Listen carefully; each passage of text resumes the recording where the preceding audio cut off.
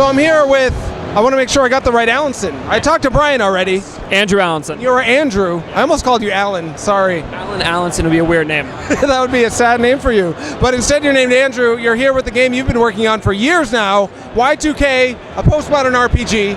And one of the first things I wanted to ask was the art style and the animation specifically. I've been paying attention to this game for a little while. The animation used to look like other games' animation. Now it looks framey, stop motion-y. Some people thought that was due to technical problems. I thought it was intentional. What is the truth? What is it really?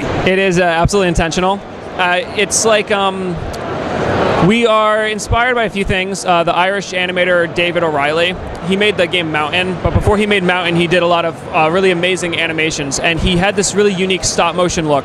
So despite the fact that the animations were in 3D, Will's giving me a funny look right now, despite the fact that the animations were in 3D and really, they could have been smooth, he chose to make them look hand-animated. So when we set out to make the game, Brian said, let's make a game that looks like 3D pixel art. So games like Mega Man Legends had really beautiful textures to it, like painted on the characters' faces, and they were painted with pixel art.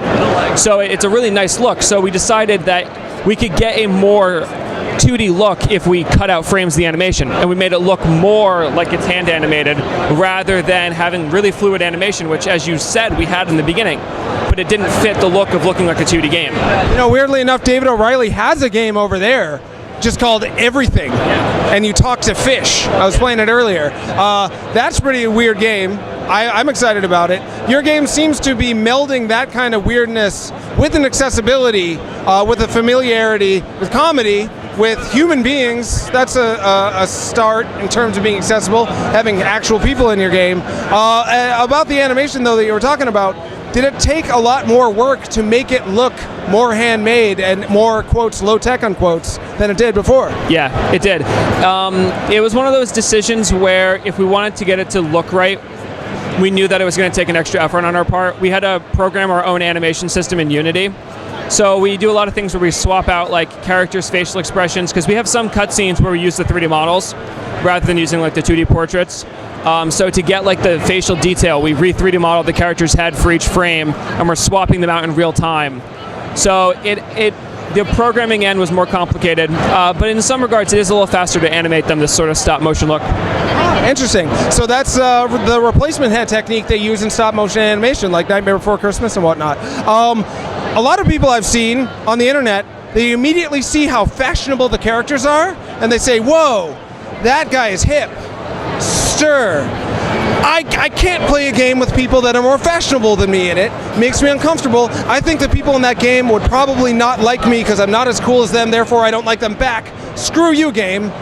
What do you think of that criticism? Did you ever think your game would be too fashionable for the people out there? No. So Alex, do you know the band Weezer? Oh, sure. The Weezer starring Rivers Cuomo. Yes. A friend of mine almost crushed him in a basketball game, and I don't mean crushed him like, I win. I mean crushed him like, I fell on you and almost re-broke your hip. It's a close one, right around here. He went to school in Harvard when that happened. Anyway, sorry to derail. The band Hipster, yes. I mean the band Weezer, yes.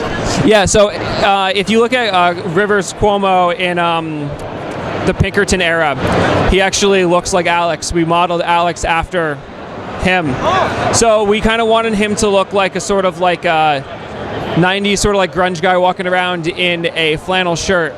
And the thing is, he wears his dad's glasses in the game, so he doesn't actually need the glasses, but they're his dad's like 70s glasses, and it's like one of the last things he has of his father, and he's being like super dramatic about it.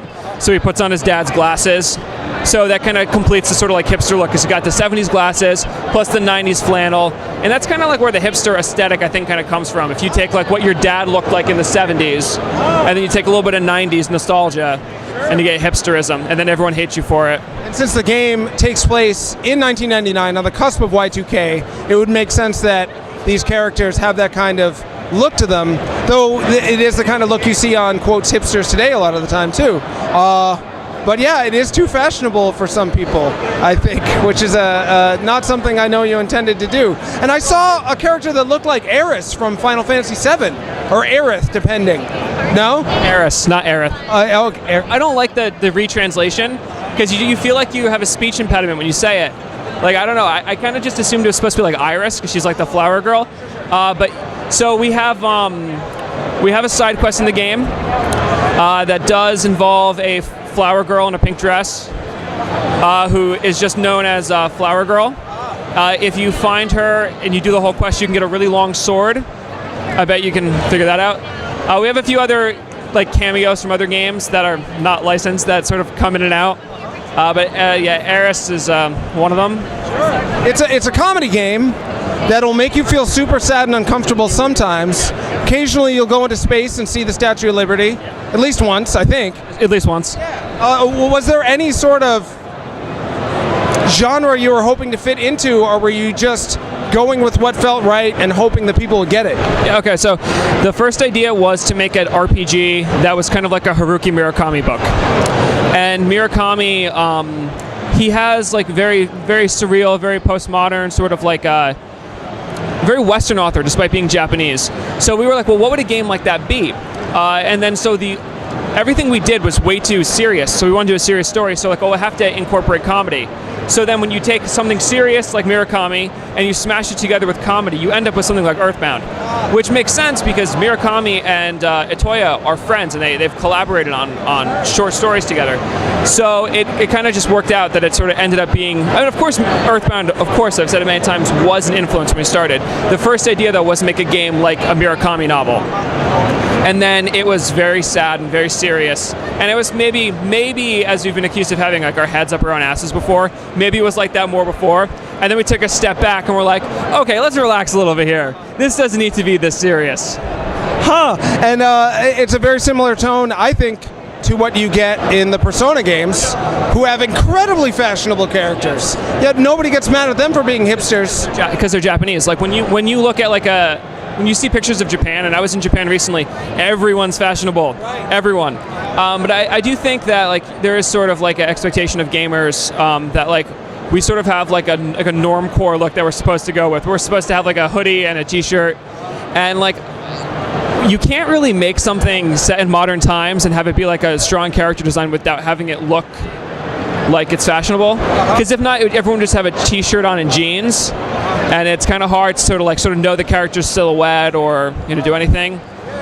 Plus, Alex is supposed to sort of represent people from a certain generation. So you kind of have to make them evocative of that. Like we have so many people who come by and go, oh man, I look just like Alex. I've got the beard and the red hair and my hair's parted on the side. So like some people see themselves in Alex, and then maybe some people get uncomfortable because of how much they see of themselves in the character. I don't know. Well, to settle it once and for all, if the characters in your game met your average hoodie and jeans gamer, just your average guy, he's not hip at all. He likes watching Japanese anime with cute girls jumping around. He's not a sophisticated fella, but he's a man of the people. He's a salt of the earth. Would they judge him? Would they put him down, or would they say, yes, we're one of you? They would definitely say, I'm one of you. I mean, like Alex's character, he's just like he's an average guy who comes back from college and he's unemployed because he made the mistake of majoring in liberal arts. So you spend like the large portion of the game trying to find a job. And then you've got the character Michael, who literally just wears like, you see him up here, if we can point the camera up at Michael up here. With the camera? Yeah, with the camera would be great. Yeah, the guy with the camera. I mean, he's just wearing like a sweater with that striped on it. It's not that fashionable. Actually, I think the most fashionable is probably Claudio, who has the Marty McFly look going with the samurai sword. He's a weeaboo, actually, in the game. Did he go to college? No, Claudio did not go to college. Claudio, I think like his backstory is like his uncle died and like left him a lot of money and opened a record store. So actually the only character in the game who ever talks about having gone through college is Alex. Gotcha. Yeah. All right, so you've got the never went to college man of the people feel going. Right. Except for the main character who's like thinks he's smart, but he doesn't think he's smart. I think he thinks he's a little bit smart, actually. I think it's kind of funny because he's a very human character. So I think some people will get mad at him sometimes. So I mean, he's not quite Shinji bad, but he's definitely a flawed character. And I think that's something that does make the game unique, because how often do you play an RPG, well, maybe Tidus in Final Fantasy X, where like the character really has a lot of stuff to overcome with his personality. Yeah. And I'm guessing he starts at one place with his personality, goes through some trials and tribulations, and then by the end, he might turn out to be a slightly different kind of guy. Wow, that'd be a huge spoiler if I told you, but yeah, I think you're right on that. Thank you so much, Andrew. Always a pleasure. Yeah, we did it.